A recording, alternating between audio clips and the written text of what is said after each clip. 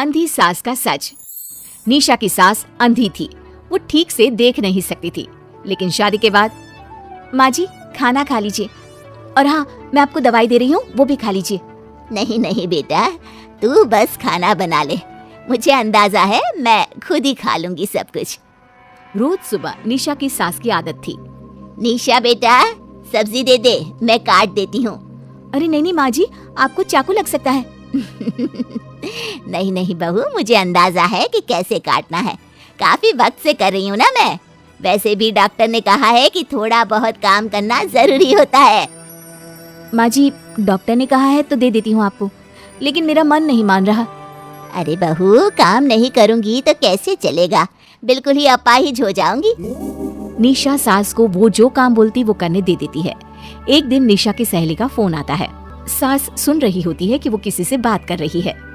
क्या हो गया रमा, हमेशा परेशान से ही क्यों रहती हो? आ जाओ ना कभी मेरे घर पर। अरे नहीं रे, तुझे परेशान नहीं करना चाहती हूँ। मैं जानती हूँ तेरी सास अंधी है। अरे कैसे मैनेज करती होगी तू अकेले?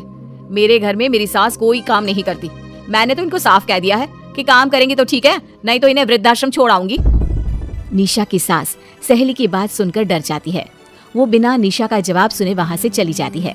सास के जाने के बाद निशा कहती है, अरे नहीं, मेरी सास तो पूरा काम करती है। वो सब्जी काट देती है तो मैं छोंक देती हूँ, वो आटा गूंथ देती है तो मैं रोटी बना देती हूँ। अरे माँ जी तो झाड़ू भी इतना अच्छा लगाती है कि किसी को लगे ही नहीं कि किसी अंधे इंसान ने झाड़ू लगाया होगा। तू तो किस्मत वाली है। अरे मेरी सास के तो सारे अंग ठीक होने के बाद भी मगरमच्छ की तरह पसरी रहती है, सारा दिन सारी रात। अरे पता नहीं बुढ़िया को इतनी नींद आती भी कैसे है। खैर वक्त बीतता है और एक दिन निशा मोहल्ले में पति के साथ जा रही होती है कि सास की सहेली मिल जाती है। अरे आंटी कैसी हैं आप? कहाँ जा रही हैं? तुम लोगों के घर ही जा रही हूँ बेटा, तेरी माँ ने बुलाया है, कह रही थी बहुत जरूरी काम है। वैसे तुम लोग कहाँ जा रहे हो? हम मेरे मायके जा रहे हैं। अच्छा आप मम्मी जी के पास रहेंगी तो हम लोगों को कोई चिंता भी नहीं होगी। बेटा बहू चले जाते हैं। सहेली निशा के घर में जैसे ही घुसती है उसकी सास कहती है, आ गई रीना, जब से अंधी हो गई हूँ तू तो आती ही नहीं घर। अरे क्या बताऊं सीमा, तेरा तो मुझे कुछ समझ में ही नहीं आया। अरे जैसे ही बेटी की शादी हुई उधर तू अंधी हो गई, कैसे? मतलब समझ में नहीं आया। सास जोर जोर से हंसती है। अरे पागल हो गई है क्या? किसी अच्छे डॉक्टर को दिखाना, ठीक हो जाएगी। मन नहीं करता क्या दुनिया देखने का? कल को पोता पोती होंगे, उन्हें कौन खिलाएगा? तेरी भी तो बहू आई है, तेरे भी तो बेटे को बच्चा हुआ, कितना खिला लिया तूने। अरे हमारी तो किस्मत ही फूटी थी। लड़की की पहले दिन से ही डिमांड थी कि सास ससुर के साथ नहीं रहना, चाहे जो हो जाए। अब बोल क्या करती मैं? फिर क्या कर लिया तूने? दोनों आंखें होने के बाद भी परेशान ही है ना? हाँ पर चल कम से कम दुनिया देख तो रही हूँ ना, तेरी तरह अंधी तो नहीं हो गई। निशा की सास शांत हो जाती है, उनकी आंख से आंसू गिरने लगते हैं। अरे अरे रो मत, क्यों रो रही है? वैसे भी दुनिया में ऐसा कुछ नहीं है कि जो देखा जाए। चालाक बहुएं और ऊपर से वो बेटे जिन्हें बचपन से सीने से चिपका कर पाला, वो भी बीवियों के कहने पर माँ से लड़ पड़ते हैं। तेरी गुलाबी रंग की साड़ी बहुत अच्छी लग रही है, और ये जो चश्मे का फ्रेम है ना, जच रहा है तुझ पर। सहेली शांत हो जाती है। मतलब तू अंधी नहीं है, तू देख सकती है। हाँ, तू मेरी सबसे खास सहेली है, इसलिए बता रही हूँ। मैं ठीक हूँ, बिल्कुल ठीक। अरे तो फिर अंधी होने का नाटक क्यों कर रही है?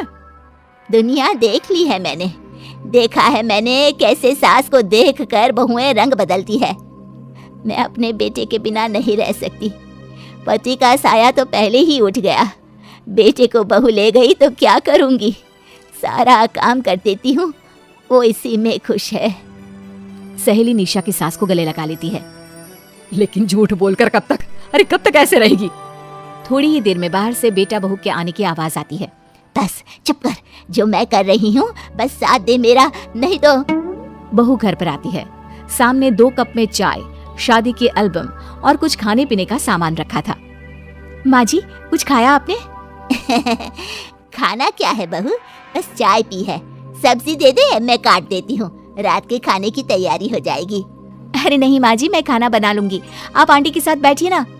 बहू सारा खाना बनाकर सास को आवाज देती है और सभी बैठकर खाना खाते हैं। माँ जी ये लीजिए, कटहल खा लीजिए। ये कह रहे थे कि आपको बहुत पसंद है। हाँ हाँ, ला दे। बहू सास को रोटी का डिब्बा पकड़ाती है, लेकिन सास नहीं पकड़ती।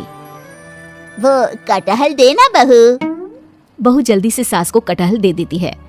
अगले रोज फिर सास झाड़ू लगा रही होती है कि बहू कहती है, माँ जी आप ठीक से झाड़ू नहीं लगा रही, पीछे देखिए कितना सारा कचरा फैला हुआ है, लाइए मैं लगा देती हूँ। सास डर जाती है और पीछे देखती है। कहाँ कहाँ बहू? अरे कहीं तो नहीं है कचरा, देख। नहीं माँ जी, आप देख नहीं सकती ना, इसलिए आपको नहीं दिखा। बहू सास से झाड़ू लेकर सारे घर में झाड़ू लगा देती है। सास अब जो काम करने जाती बहू उनसे छीन लेती। क्या बात है बहू, आजकल तुम मुझे कोई काम क्यों नहीं करने देती? माँ जी काम ही क्या है, हम 3 लोगों के लिए खाना और 2 कमरे की घर की सफाई, ये तो मैं आसानी से कर सकती हूँ। सास को समझ में नहीं आता कि आखिर बहू ऐसा क्यों बोल रही है। वो कुछ दिनों तक सब देखती है और फिर एक दिन बहू की सहेली आती है। अरे रमा क्या बात है, कैसे आना हुआ, बैठ मैं चाय लाती हूँ। अरे नहीं नहीं निशा, तू सहेली से बात कर, मैं ले आती हूँ चाय। वाह क्या बात है, तेरी सास को आंख से दिख भी नहीं रहा लेकिन चाय बनाने को तैयार, और एक मेरी वाली है हाथ पैर हिलाने के भी पैसे लेती है। वैसे यार आज मैं रिलैक्स हूँ, छोड़ आई मैं उन्हें वृद्धाश्रम। सास डर जाती है और अंदर से चाय बनाकर ले आती है, लेकिन डर के मारे सास के हाथ से चाय की ट्रे गिर जाती है। बहू की सहेली बोल पड़ती है, अरे कुछ काम होता नहीं है तो करती क्यों है बुढ़िया, एहसान दिखाने के लिए? अरे मैं तो कहती हूँ तू भी इस अंधी को वहीं छोड़ा। नहीं नहीं निशा बहू, मुझे माफ कर दे, गलती से ट्रे गिर गई, मैं सारा काम करूंगी, बस मुझे मेरे बेटे से अलग ना कर, मैं नहीं रह पाऊंगी उसे देखे बिना। बस माँ यही सुनना था। आप देख सकती हैं फिर भी डर के मारे जो नाटक आपने अंधी होने का खेला, मैं उसे खत्म करना चाहती थी। माँ जी आप घर की बड़ी हैं, मेरे पति की माँ है, मेरे लिए आपकी जगह भगवान से कम नहीं। आप अंधी नहीं भी होंगी तो भी मैं कभी भी आपको खुद से दूर नहीं करूंगी माँ जी, मेरा विश्वास रखिए। फिर निशा सहेली को देखती है। अच्छा होगा रमा कि तू मेरे घर से चली जाए, क्योंकि मेरे घर में ऐसे लोगों के लिए कोई जगह नहीं है जो बड़ों की इज्जत नहीं करते। सास चैन की सांस लेती है। जीती रहे बहू, जीती रहे।